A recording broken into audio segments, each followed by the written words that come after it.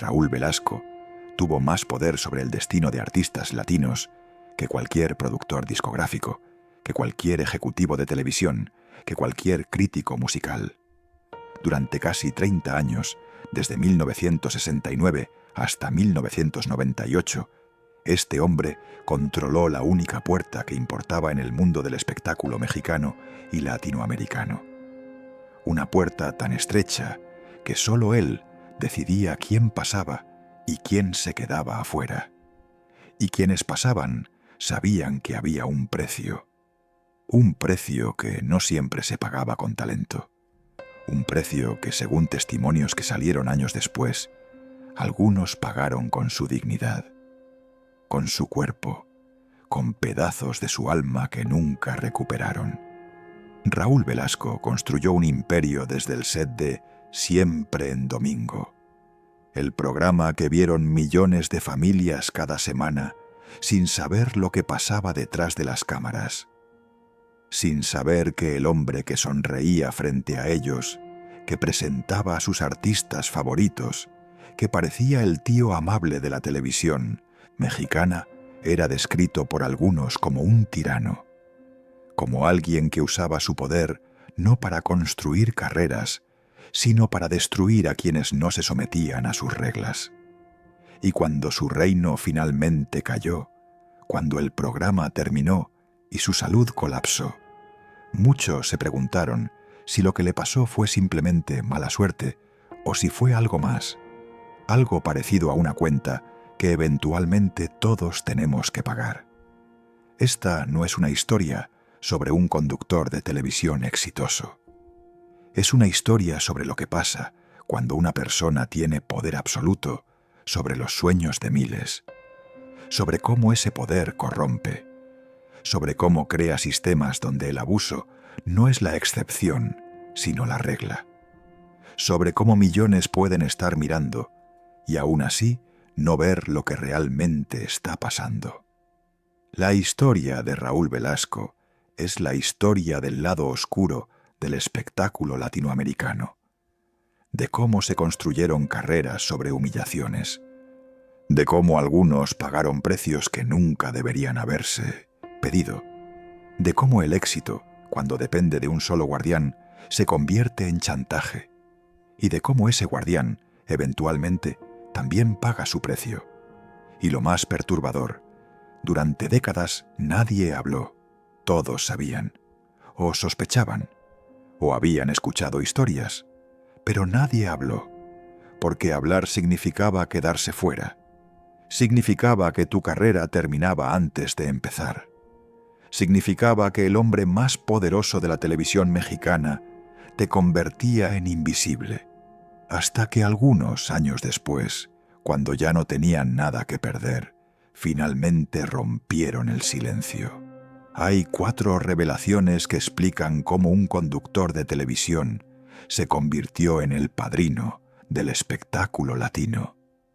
4 verdades que muestran cómo funcionaba realmente el sistema detrás de las sonrisas dominicales.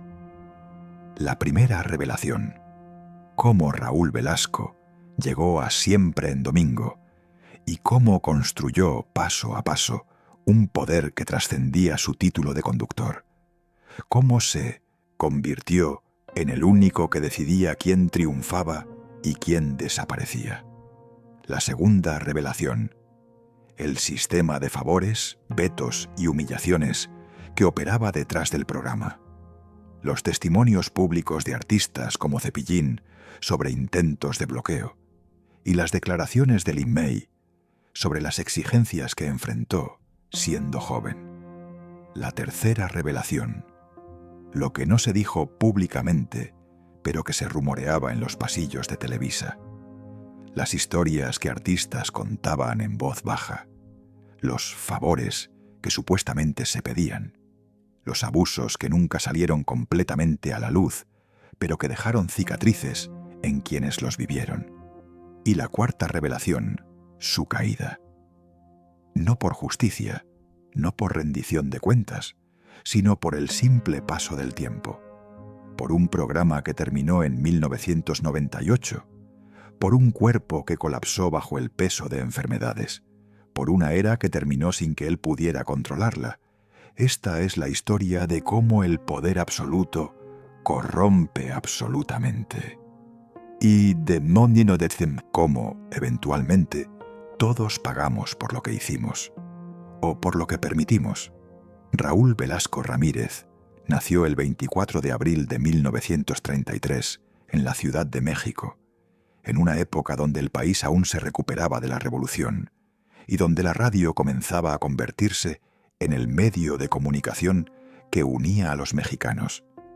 No nació en una familia del espectáculo. No tenía conexiones en los estudios de radio.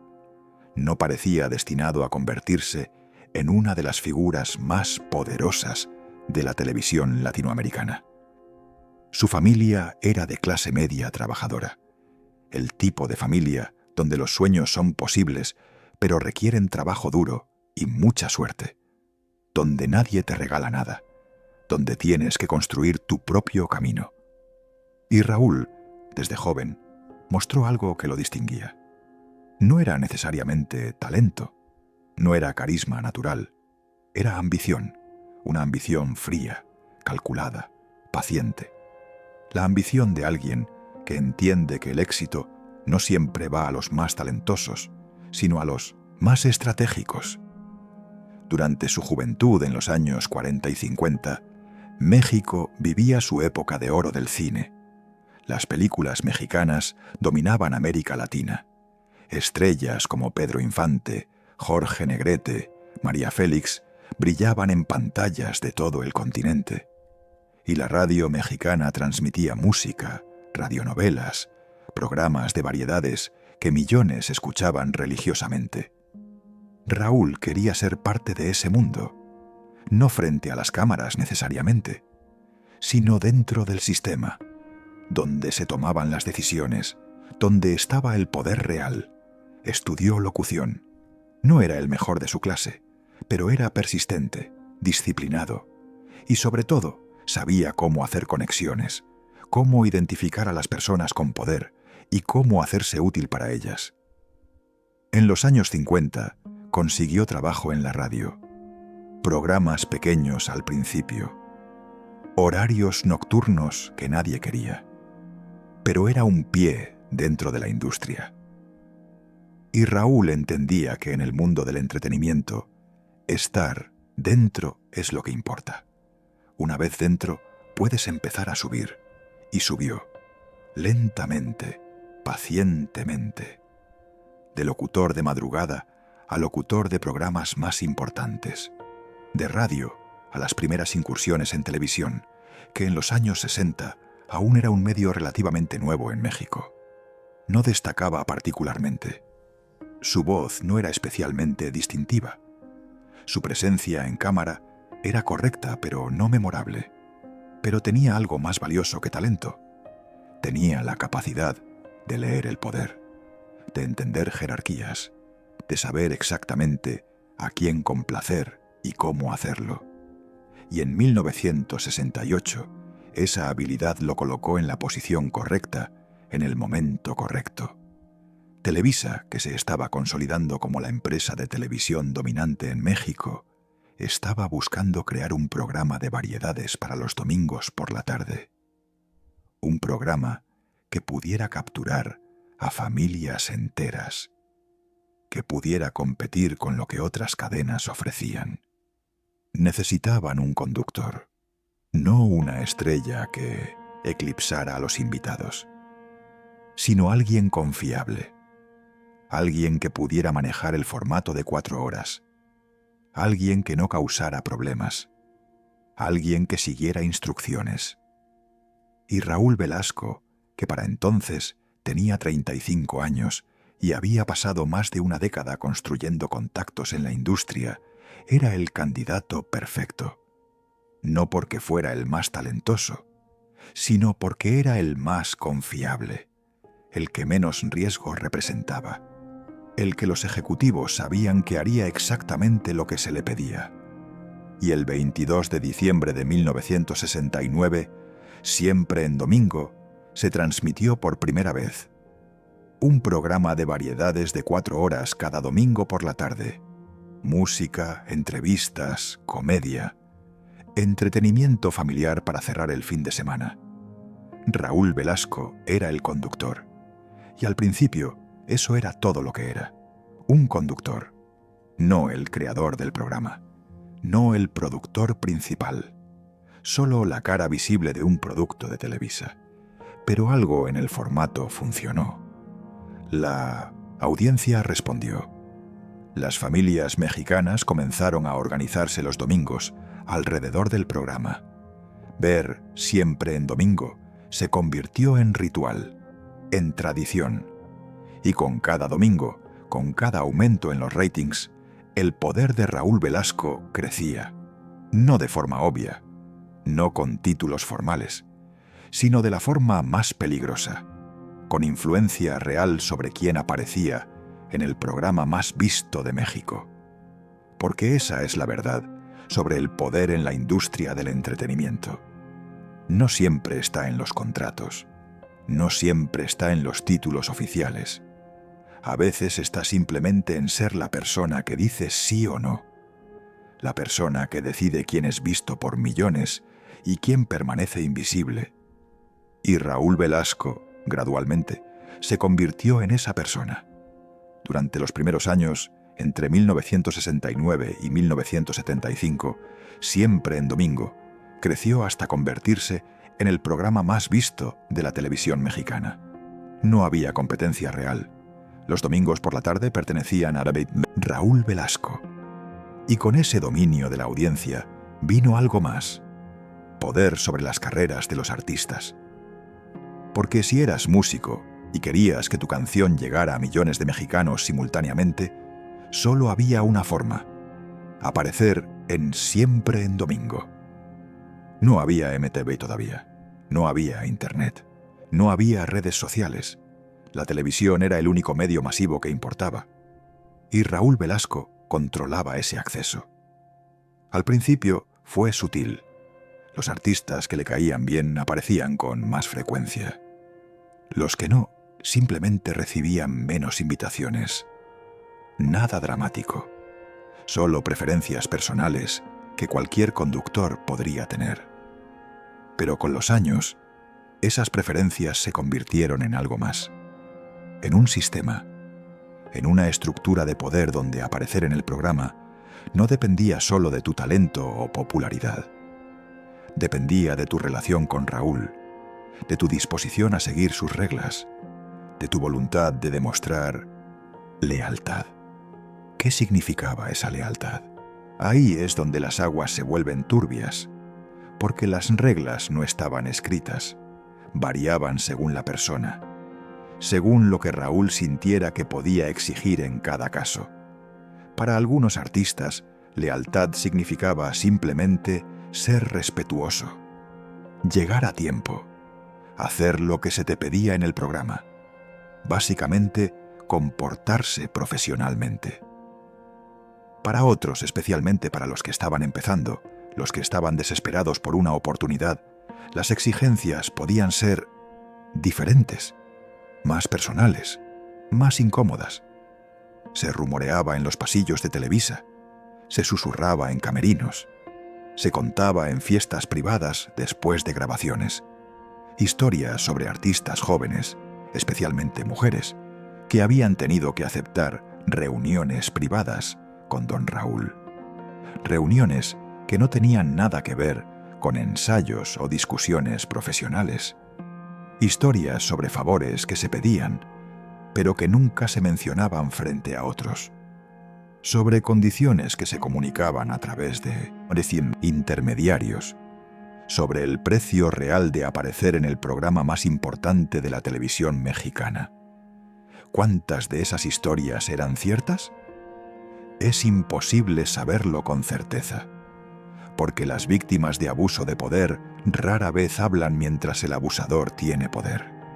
Y Raúl Velasco tuvo poder absoluto durante casi 30 años. Pero el patrón es reconocible, es el mismo patrón que hemos visto en Hollywood, en la industria musical, en cualquier industria donde una persona controla el acceso al éxito. y donde hay personas desesperadas, dispuestas a hacer casi cualquier cosa por una oportunidad. Los ingredientes estaban todos ahí. Una persona con poder absoluto, ausencia de supervisión real, una cultura donde no se cuestionaba a las figuras de autoridad, un sistema donde las víctimas potenciales sabían que hablar significaba el fin de sus carreras. Y Raúl Velasco operó en ese sistema durante décadas, sin que nadie lo cuestionara públicamente, sin que nadie lo detuviera, porque todos necesitaban su favor y nadie quería su ira. Para entender completamente el poder de Raúl Velasco, hay que entender lo que significaba Siempre en Domingo en la cultura latinoamericana de los 70 y 80.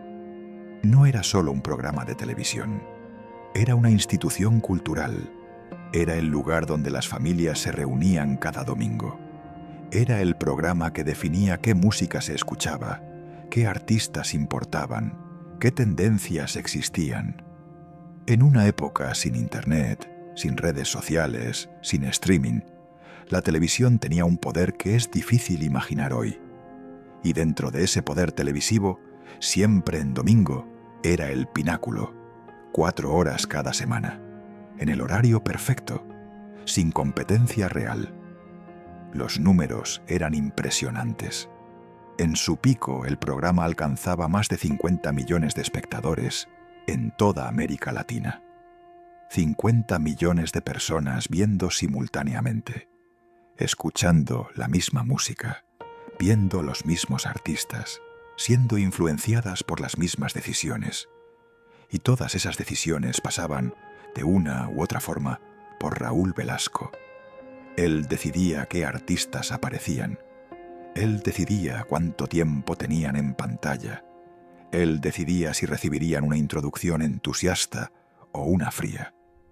Él decidía si serían invitados de nuevo o si esa era su única oportunidad. Y esas decisiones no siempre se basaban en mérito artístico. A veces se basaban en relaciones personales, a veces en favores, a veces en venganzas, a veces en criterios que solo Raúl conocía y que nunca explicaba. Los artistas que trabajaron con él durante esos años cuentan historias contradictorias, y esas contradicciones son reveladoras, porque muestran que Raúl no era igual con todos. Su comportamiento dependía de cuánto poder sentía que tenía sobre cada persona. Con artistas ya establecidos, con figuras que tenían su propia base de fans, Raúl era profesional, cortés, a veces incluso generoso, porque sabía que no podía abusar de ellos sin consecuencias. Necesitaban su programa, pero él también los necesitaba a ellos. Pero con artistas nuevos, con los que estaban empezando, con los que no tenían poder de negociación, Raúl podía ser completamente diferente, exigente, humillante, y según los rumores que circulaban, a veces mucho peor. Durante los años 70, conforme el programa se consolidaba, Raúl empezó a acumular otros títulos. Ya no era solo conductor, era productor asociado. Tenía influencia sobre decisiones creativas, tenía voz en contrataciones, tenía poder que trascendía su rol oficial. Y Televisa permitía todo esto. ¿Por qué? Porque el programa funcionaba, porque generaba ratings enormes, porque era rentable. Y en la televisión comercial, la rentabilidad perdona muchos pecados. Si Raúl era difícil de trabajar, bueno, muchos directores de cine eran difíciles. Si era exigente con los artistas, bueno, el perfeccionismo es válido. Si había rumores sobre comportamiento inapropiado, bueno, eran solo rumores, ¿no? Nadie había presentado quejas formales, ¿verdad? Esa es la lógica que permite que abusadores operen impunemente durante décadas.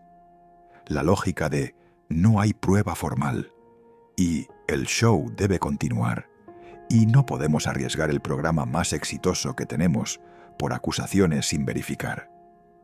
Y bajo esa lógica, Raúl Velasco construyó su reino. Un reino donde él era ley, donde sus caprichos eran órdenes, donde su palabra era definitiva. Y todos en Televisa lo sabían. Los ejecutivos lo sabían. Los productores lo sabían. Los técnicos lo sabían. Y por supuesto los artistas lo sabían. Pero nadie hacía nada, porque todos tenían algo que perder si confrontaban a Raúl Velasco.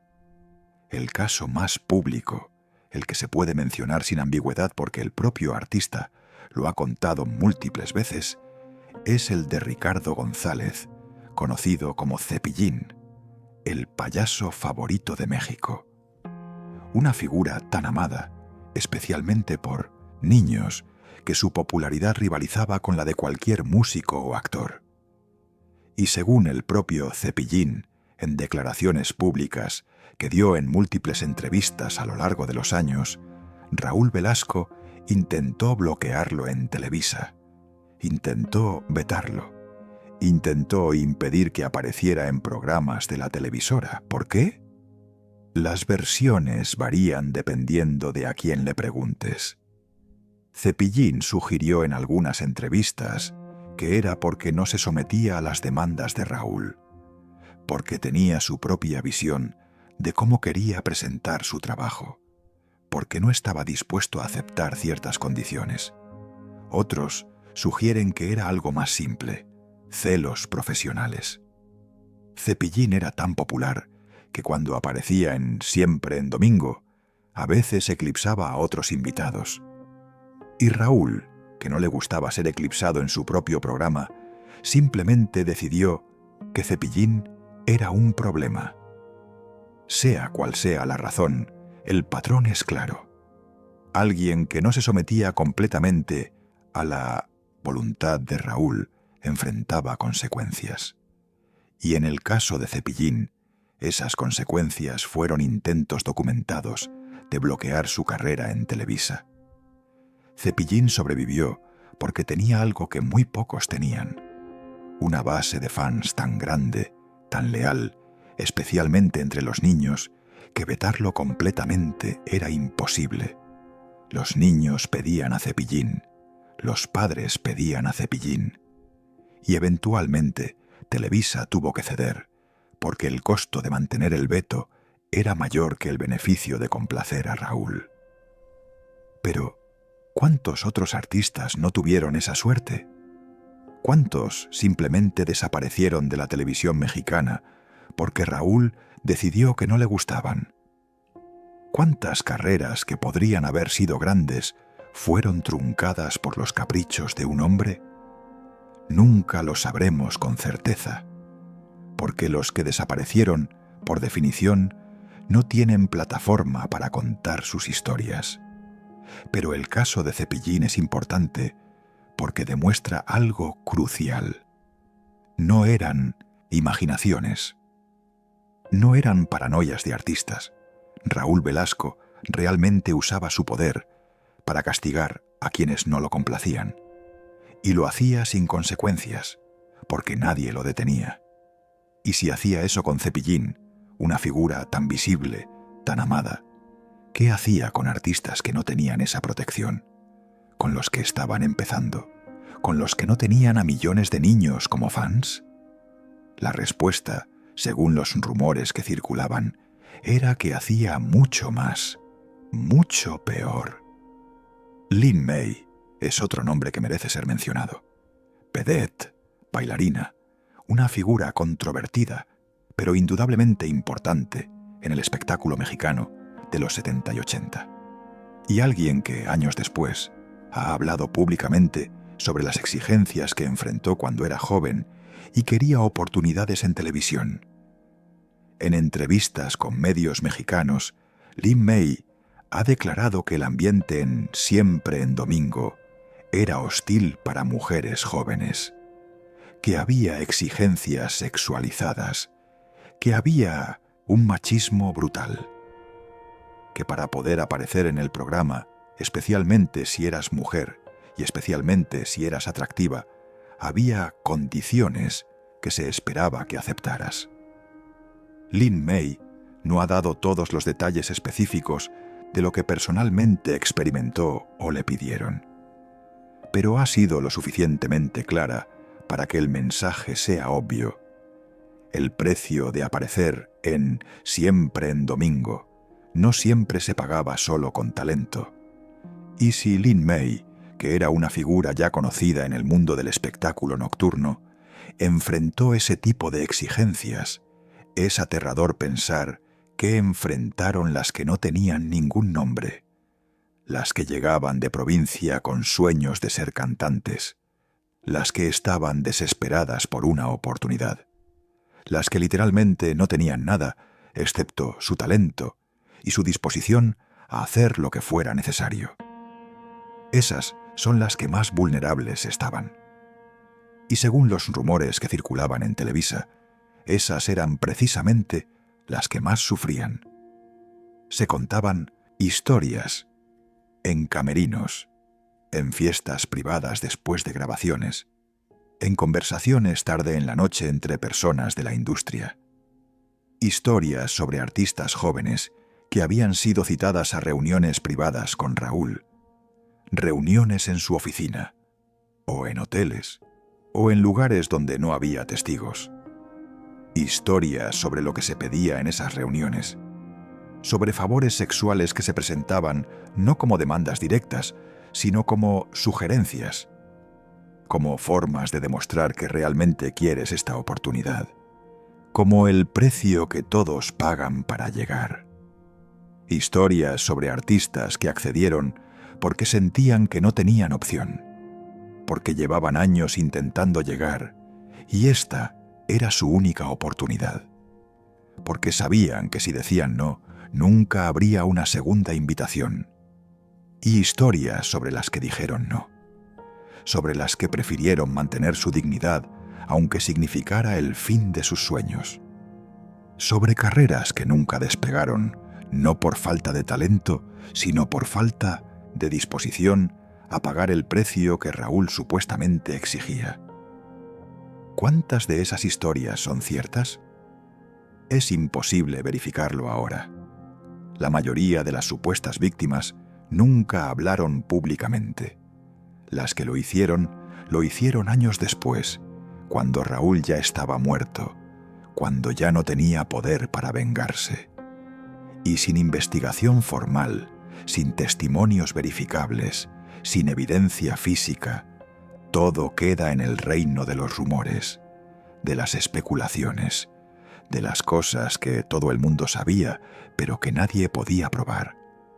Pero hay algo importante sobre esos rumores, sobre esas historias susurradas, y es que rara vez surgen de la nada. Rara vez múltiples personas independientes cuentan versiones similares de eventos si no hay algo real detrás.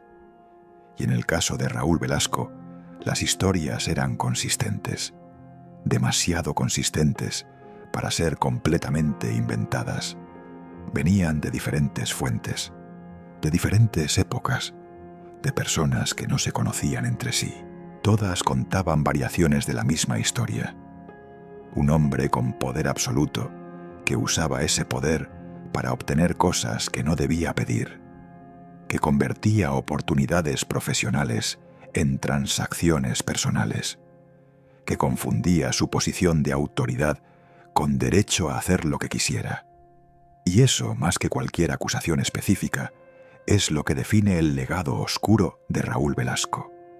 No necesariamente los actos específicos que cometió o no cometió, sino el sistema que creó, el ambiente que permitía que esos abusos fueran posibles, la cultura de silencio que protegía al poderoso y castigaba a quien hablara. Durante los años 80, el poder de Raúl alcanzó su punto máximo. Siempre en Domingo no era solo el programa más visto de México. Se había expandido a toda América Latina. Se transmitía en Estados Unidos a través de canales en español. Había especiales que se grababan en diferentes países. Raúl Velasco se convirtió en una figura continental. Ya no era solo famoso en México. Era famoso en Argentina, en Colombia, en España, en todo el mundo hispanohablante. Y con esa fama continental vino aún más poder, porque ahora no solo controlaba el acceso al mercado mexicano, controlaba el acceso a toda América Latina.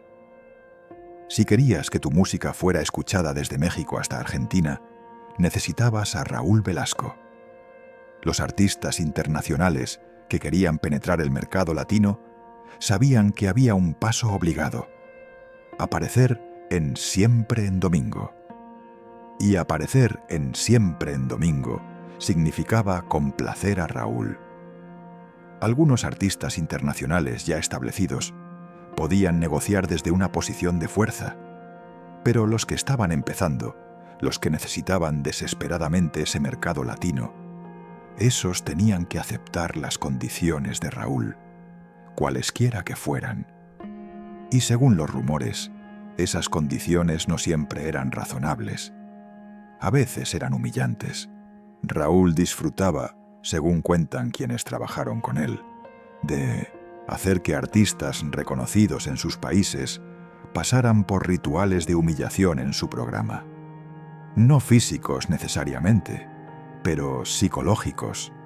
Hacerlos esperar horas antes de salir al aire, cambiar sus segmentos sin avisar, darles menos tiempo del prometido, presentarlos con introducciones frías o incluso despectivas. Pequeñas crueldades que demostraban quién tenía el poder, y los artistas lo aceptaban, porque rechazar a Raúl significaba rechazar el mercado latino completo. Y nadie podía darse ese lujo. Esa es la naturaleza del poder concentrado.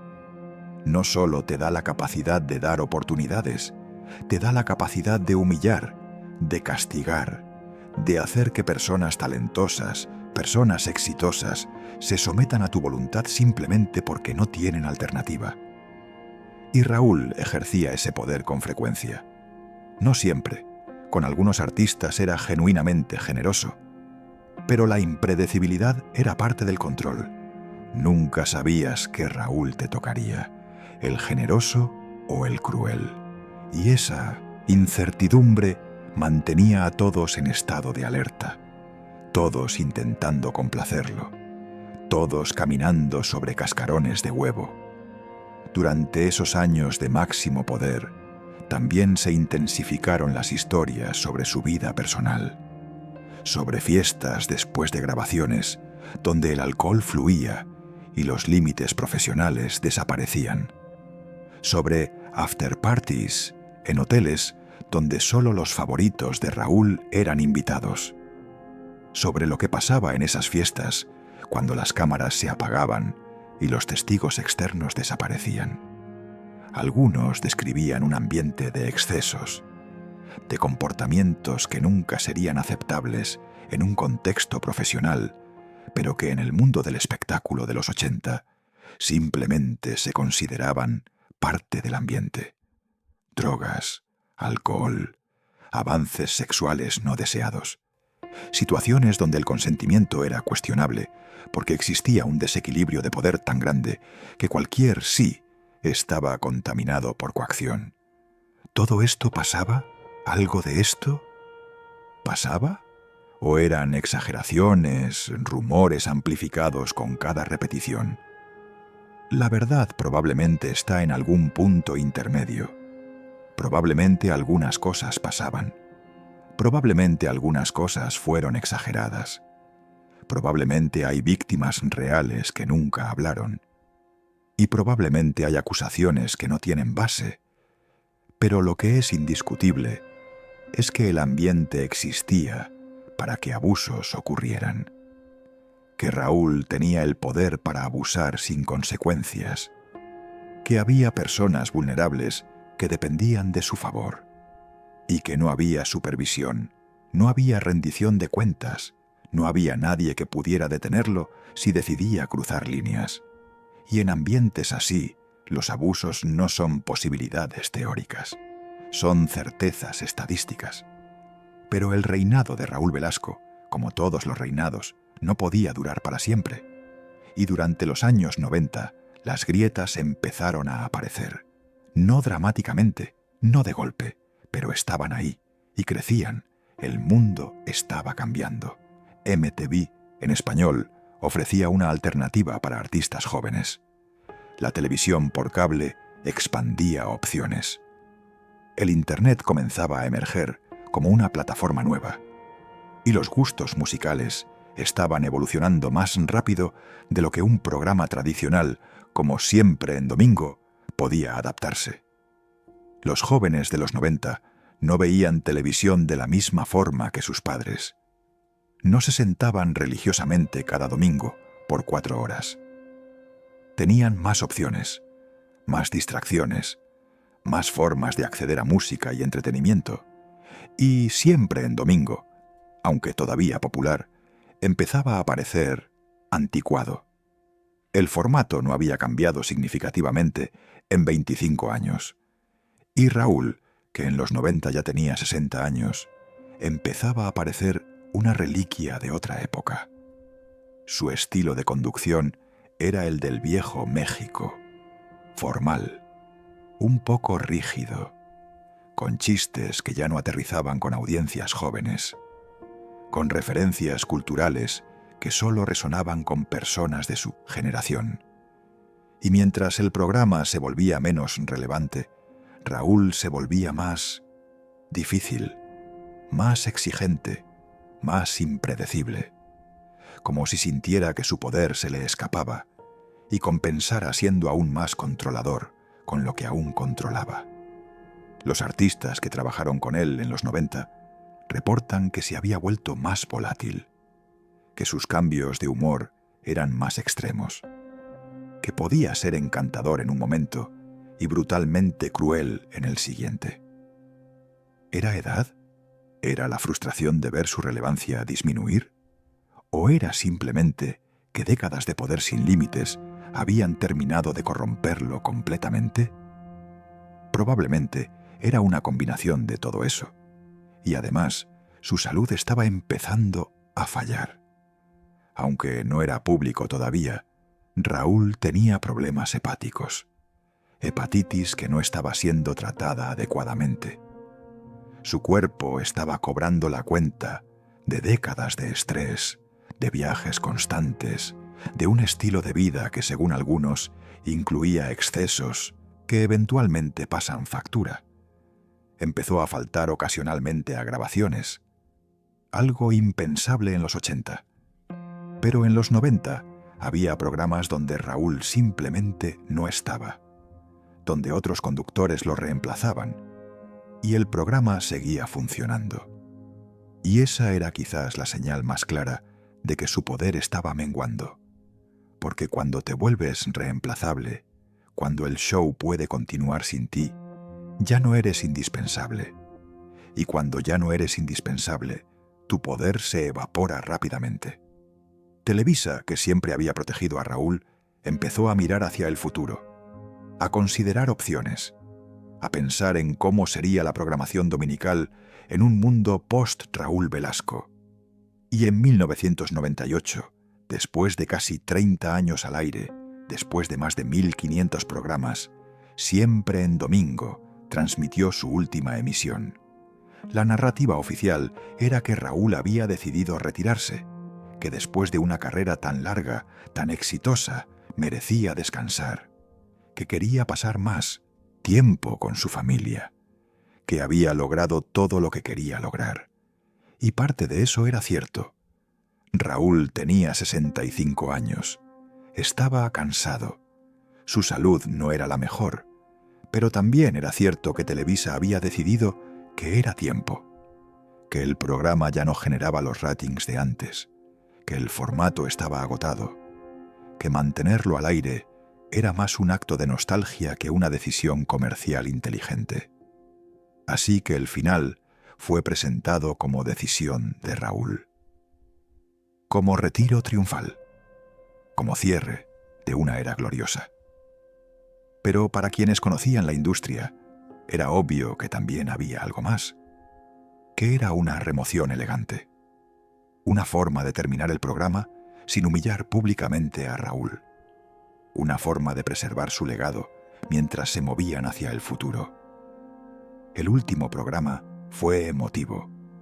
Desfilaron artistas que habían aparecido a lo largo de los años. Hubo lágrimas, hubo homenajes, hubo discursos sobre el impacto cultural de Siempre en Domingo. Y Raúl, frente a las cámaras, se despidió con elegancia. Agradeció al público, agradeció a los artistas, agradeció a Televisa. Dijo todas las cosas correctas, pero quienes lo conocían sabían que debía estar destrozado por dentro, porque ese programa era su identidad, era su poder, era todo lo que lo hacía especial. Y sin el programa, sin el set, sin las cámaras, ¿quién era Raúl Velasco? Solo un hombre de 65 años, con salud deteriorándose y un pasado que eventualmente tendría que enfrentar. Después de 1998, Raúl intentó mantenerse relevante. Hizo apariciones ocasionales en televisión. Participó en programas especiales. Dio entrevistas donde hablaba de los viejos tiempos con nostalgia. Pero ya no era lo mismo. Ya no tenía el poder. Ya no podía hacer o destruir carreras. Ya no era Don Raúl, el padrino del espectáculo mexicano. Era solo Raúl Velasco, un exconductor recordando glorias pasadas. Y esa transición debió ser brutal, porque cuando tu identidad completa está envuelta en tu poder, cuando te defines por tu capacidad de controlar, perder ese poder es perder tu sentido de ser. Raúl lo intentó. Intentó adaptarse, intentó encontrar nuevos proyectos, pero nada funcionó de la misma forma. Nada le dio el mismo sentido de importancia. Y mientras intentaba mantenerse relevante, su salud seguía deteriorándose. Los problemas hepáticos que había ignorado durante años empeoraron. La hepatitis progresó hasta el punto donde necesitó un trasplante de hígado. El trasplante se realizó. Técnicamente fue exitoso, pero su cuerpo estaba débil, demasiado débil. Décadas de estrés habían cobrado su cuenta. Y el trasplante, aunque necesario, también fue un trauma adicional que su sistema ya no podía manejar completamente. Pasó los últimos años de su vida entrando y saliendo de hospitales, luchando con complicaciones, dependiendo de cuidados médicos constantes, dependiendo de otros para funciones básicas. El chino hombre que había tenido poder absoluto sobre miles de carreras, ahora no tenía poder ni sobre su propio cuerpo. El hombre que había hecho que otros esperaran horas para verlo, ahora esperaba horas en salas de hospital. El hombre que había humillado a otros, ahora experimentaba la humillación de la dependencia física total. ¿Es eso justicia? ¿Es karma? ¿O es simplemente la realidad de envejecer y enfermarse? Depende de cómo lo mires. Médicamente, no hay conexión entre el poder que ejerció y las enfermedades que sufrió. La hepatitis y los problemas hepáticos tienen causas biológicas, no morales. Pero simbólicamente, poéticamente, hay algo en cómo terminó su vida que parece casi apropiado. Como si el universo hubiera encontrado una forma de balancear las cosas. Y el 26 de noviembre de 2006, a los 73 años, Raúl Velasco murió en la Ciudad de México. La causa oficial fue complicaciones relacionadas con su trasplante de hígado y problemas de salud asociados. La noticia fue grande. Los medios mexicanos interrumpieron programación regular para reportarla. Se transmitieron especiales. Artistas dieron declaraciones. Televisa dedicó horas a recordar su legado. Y el mensaje era unánime. Había muerto un gigante, un pionero. El hombre que construyó puentes culturales en América Latina. El que dio oportunidades a generaciones de artistas. El que definió una época. Y todo eso era técnicamente cierto. Raúl Velasco sí tuvo un impacto cultural enorme. Sí ayudó a lanzar carreras. Sí fue parte fundamental de la identidad cultural latinoamericana durante décadas. Pero esa era solo la mitad de la historia. la mitad presentable, la mitad que podía ser transmitida en televisión familiar. La otra mitad, la oscura, la incómoda, esa no se mencionó en los homenajes de 2006. Porque hablar mal de los muertos, especialmente de muertos recién fallecidos, se considera de mal gusto. Así que los artistas que habían sufrido bajo su poder guardaron silencio durante el funeral. Los que tenían historias de humillación, de abuso, de vetos injustos, las guardaron para sí mismos, al menos por el momento.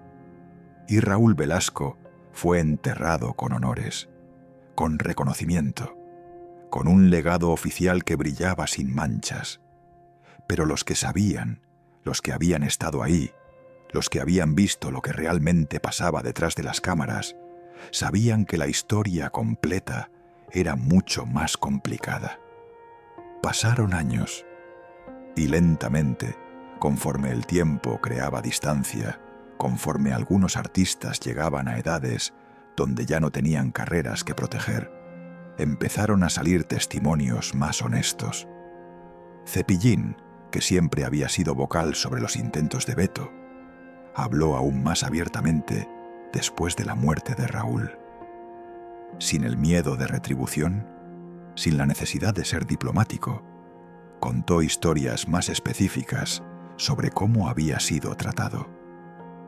Lin May dio entrevistas más detalladas sobre el ambiente machista que había enfrentado, sobre las exigencias que se hacían a mujeres jóvenes, sobre el precio real de aparecer en el programa más importante de la televisión mexicana. Otros artistas en entrevistas casuales empezaron a dejar caer comentarios. Nada dramático, solo pequeñas revelaciones. Era difícil trabajar con él. Tenía sus métodos. No todos los que trabajaron con él tienen buenos recuerdos. Comentarios vagos que, leídos individualmente, no dicen mucho, pero que, acumulados, construyen una imagen diferente de la oficial.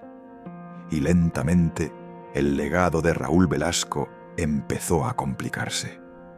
Ya no era solo el gigante benevolente, también era el hombre que, según cada vez más testimonios, había abusado de su poder, que había sido cruel, que había humillado, que había hecho que el precio del éxito fuera más alto de lo que debía ser. Nunca hubo una gran exposición, nunca hubo un movimiento organizado de víctimas, nunca hubo justicia formal.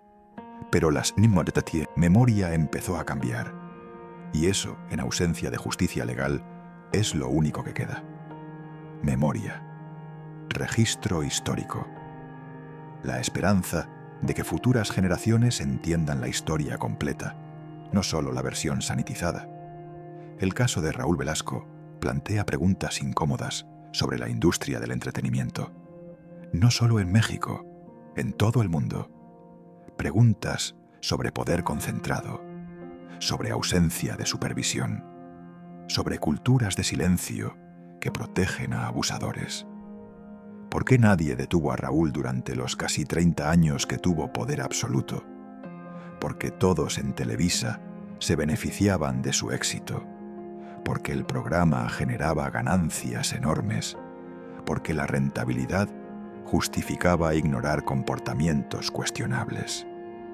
¿Por qué los artistas no hablaron?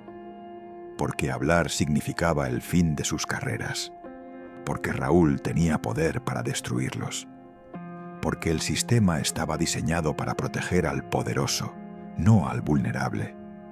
¿Por qué las supuestas víctimas no presentaron denuncias formales? Porque en los años 70 y 80, ese tipo de denuncias rara vez llevaban a algo. Porque el sistema legal no tomaba en serio acusaciones de acoso o abuso en contextos laborales. Porque las víctimas sabían que serían ellas, no el abusador, quienes enfrentarían escrutinio público y humillación. Todas esas son razones válidas. Y todas apuntan a un sistema que estaba y está roto. Un sistema que permite que personas como Raúl Velasco operen impunemente durante décadas. Y Raúl no era único. Era simplemente uno de muchos. En Hollywood había productores con poder similar. En la industria musical había ejecutivos con control similar. En cada industria del entretenimiento había y hay gatekeepers que controlan acceso y que sin supervisión adecuada abusan de ese poder. El patrón es universal y el caso de Raúl Velasco es simplemente una versión latino específica de ese patrón universal.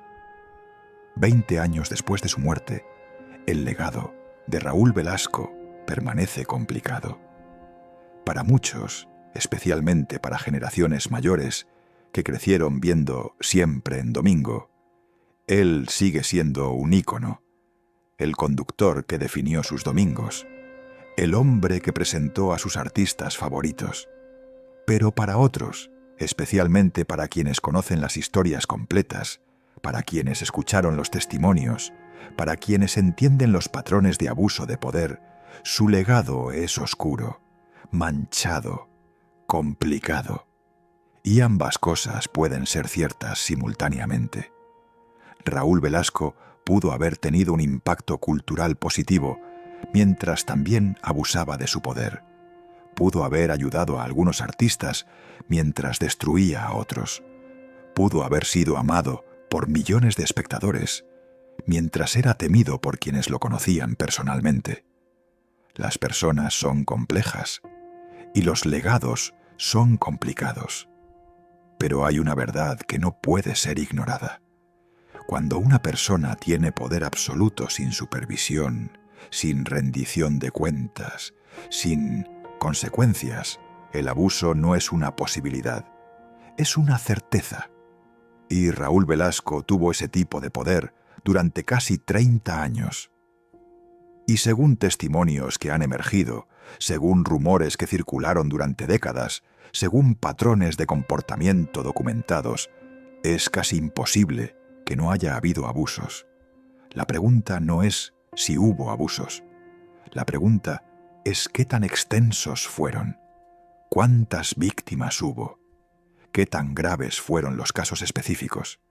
Y esas preguntas probablemente nunca serán completamente respondidas, porque las víctimas, si existen, mayormente han mantenido silencio. Y Raúl está muerto, incapaz de defenderse o de admitir culpa. Así que quedamos con una historia incompleta, con un legado complicado, con lecciones que deberíamos aprender, pero que probablemente no aprenderemos completamente. Porque 25 años después de que Siempre en Domingo terminara, todavía existen estructuras similares en la industria del entretenimiento. Todavía hay personas con poder desproporcionado. Todavía hay gatekeepers que controlan sueños. Todavía hay culturas de silencio que protegen a abusadores. Los nombres cambian, los programas cambian, las plataformas cambian, pero los patrones permanecen. Y hasta que esos patrones sean sistemáticamente desmantelados, hasta que construyamos industrias con supervisión real, con rendición de cuentas, con consecuencias para el abuso de poder, seguirá habiendo Raúl Velascos. Diferentes caras, diferentes países, pero la misma historia, una y otra vez. Y esa es quizás la lección más importante de toda esta historia. No es solo sobre un hombre que murió hace años, es sobre un sistema que sigue existiendo. Es sobre patrones que siguen repitiéndose. Es sobre la necesidad urgente de cambiar cómo funciona la industria del entretenimiento.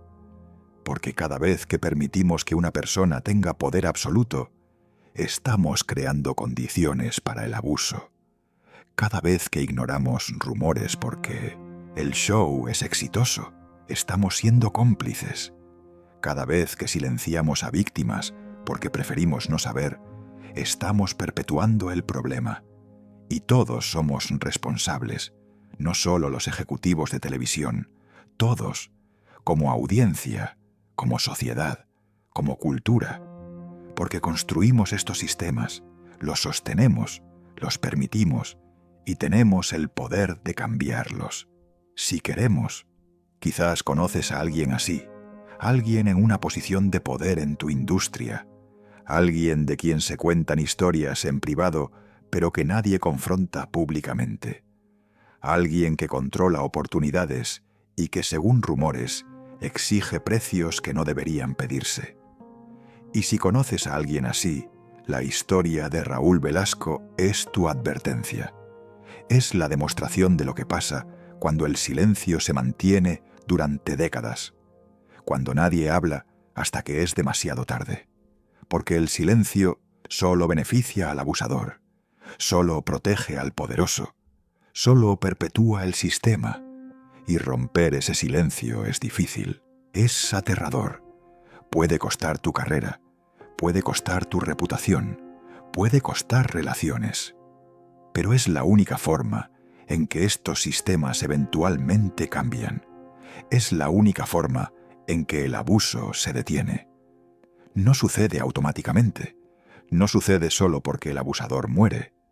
Sucede cuando las víctimas hablan, cuando los testigos confirman, cuando la sociedad decide que ya no va a tolerar estos comportamientos.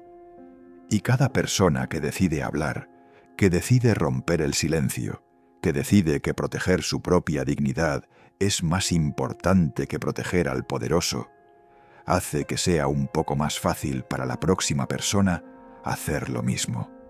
Así es como se rompen los patrones, no de golpe, gradualmente, con cada persona que dice «ya no más», con cada testimonio que se hace público, con cada caso que se investiga, con cada consecuencia que finalmente llega. Raúl Velasco nunca enfrentó esas consecuencias durante su vida. Murió en 2006 con su legado oficial intacto, con honores, con homenajes, pero su legado real, el complicado, el oscuro, ese sigue emergiendo. Conforme más personas hablan, conforme más historias salen, conforme la sociedad se vuelve más dispuesta a confrontar verdades incómodas sobre figuras que alguna vez fueron intocables. Y quizás ese es el único tipo de justicia que puede existir en casos como este. Justicia histórica, memoria precisa, registro completo que incluye no solo los éxitos, sino también los abusos. No es justicia perfecta. No compensa a las víctimas. No cambia el pasado. Pero previene que la historia sea blanqueada. Previene que el abusador sea recordado solo como héroe. Previene que futuras generaciones repitan los mismos errores porque no conocían la historia completa. Y en ausencia de justicia legal, en ausencia de rendición de cuentas formal, la memoria histórica es lo único que tenemos. Así que recordamos. Recordamos no solo al conductor exitoso, sino también al hombre de quien se contaban historias oscuras. Recordamos no solo los éxitos, sino también los costos humanos. Recordamos no solo la superficie brillante, sino también la sombra que proyectaba. Y con esa memoria completa, quizás podemos construir algo mejor, sistemas mejores, industrias más justas, culturas que no toleren el abuso de poder. El patrón siempre gana, a menos que alguien decida romperlo. Raúl Velasco no fue detenido durante su vida. El patrón continuó hasta que el tiempo y la enfermedad lo detuvieron. Y eso no es justicia, es solo el paso del tiempo. Pero su historia puede servir de advertencia, de lección, de recordatorio de lo que pasa cuando permitimos que el poder se concentre sin supervisión. Y quizás, solo quizás, futuras generaciones aprenderán de esa lección y construirán industrias donde casos como el de Raúl Velasco sean imposibles, donde el poder esté distribuido, donde haya supervisión real, donde haya consecuencias para el abuso, donde las víctimas sean creídas y protegidas, donde el silencio no sea la norma, sino la excepción. Ese es el futuro que deberíamos construir, en memoria de todos los que sufrieron bajo el poder de Raúl Velasco, y en memoria de todos los que sufren bajo sistemas similares en todo el mundo. Porque la historia de Raúl Velasco, al final, no es solo sobre él, es sobre todos nosotros, sobre los sistemas que construimos, sobre las culturas que toleramos, sobre los silencios que mantenemos y sobre la responsabilidad que todos tenemos de hacer algo diferente, algo mejor, algo justo. Porque eso, más que cualquier otra cosa, es lo que las víctimas merecían y lo que futuras víctimas potenciales merecen: justicia, verdad, cambio y la memoria de que ningún éxito, ningún programa, ningún legado justifica el abuso de poder. Nunca,